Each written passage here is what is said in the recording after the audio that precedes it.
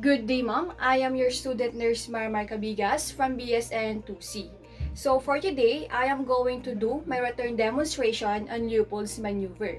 So before proceeding to maneuver, we need first to wash our hands to prevent from any contamination and protect ourselves from any infection. Next is we will going to provide a privacy to our client by closing the doors, windows, and curtains.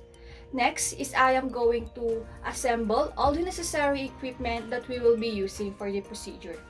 So I have here my clean gloves and a tape measure. Next is I am going to introduce myself to my client and explain the procedure. So, good morning, ma'am. I am Marmar Cabigas, your student nurse for today. So, may I know about your full name, ma'am? Andrea Leanes Cabotaje, 29 years old, Oh, when is your birthday, ma'am? November 11, 1992. Okay, so for today, ma'am, we will be doing a Leopold'S maneuver.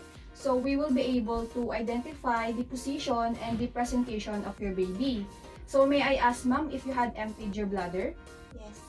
Okay, good. So, can you flex your legs for me, mom? And I am going to put a small pillow under your hips and this will ease the procedure, okay?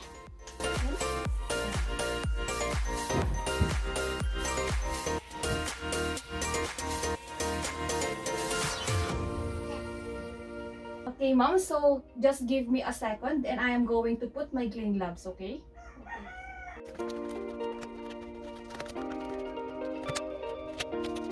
Okay, ma'am. So, can we now start the procedure? So, I am going to expose the area that I am going to check. Would that be okay with you? Okay, so I am going to remove your blanket and lift up your shirt, ma'am. Okay, so I am going to estimate your AOG, ma'am, using my tape measure.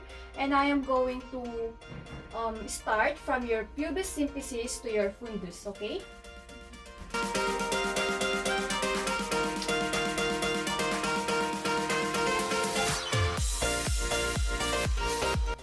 So, the AOG of my patient is currently at her 37th week, so we can now easily determine the position of the baby and estimate the birth weight.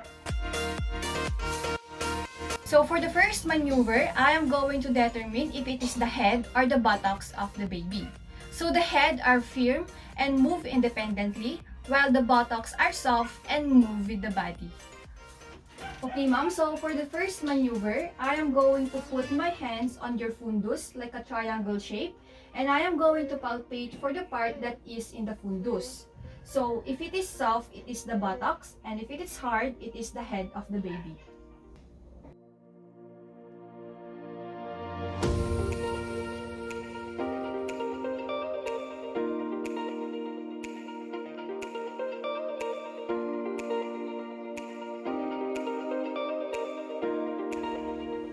It is soft and tiny, and that is the buttocks of the baby that is located in the fundus.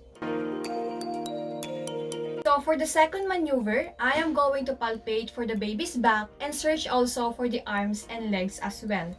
So the technique here is palpate the side of the uterus. Hold the left hand stationary on the left side of the uterus, while the other hand palpate the opposite side of the uterus from top to bottom and vice versa. So the baby's back feels firm and smooth, while the extremities feels tiny and bent. Okay, ma'am, so I am going to place my hand.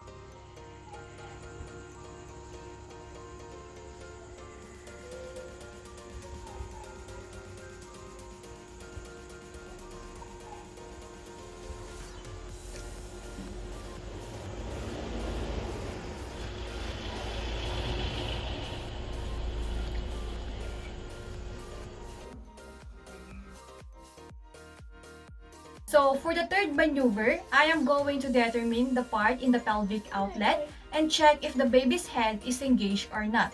So if we can move the baby's head, that means that the baby's head is not engaged. And if the head of the baby is not moving, that means that the head of the baby is already engaged. Okay, ma'am. So for the third maneuver, I am going to place my thumb and my index just above your pubis symphysis. Would that be okay with you? Okay. So we will now going to feel if the baby's head is engaged or not.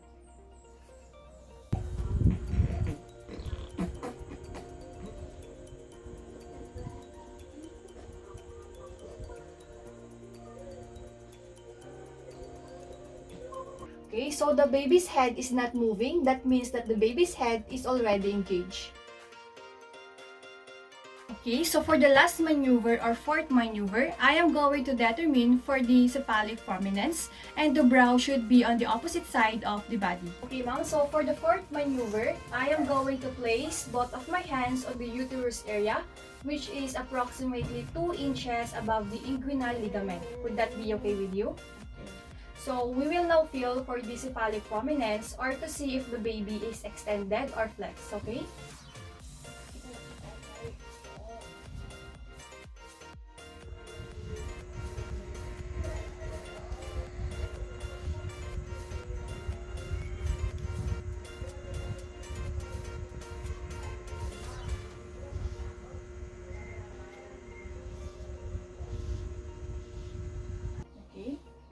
Okay, ma'am, we are now done with the procedure. So I am going to place back your shirt, ma'am, and cover you with the blanket and remove the pillow. Okay. So, are you comfortable, ma'am? Yes. Okay, great.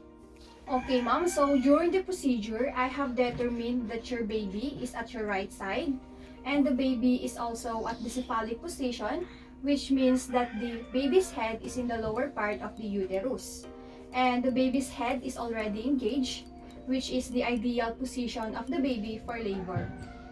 So do you have any questions, ma'am? Okay, great. So I'm now going to discard my gloves and perform hand hygiene.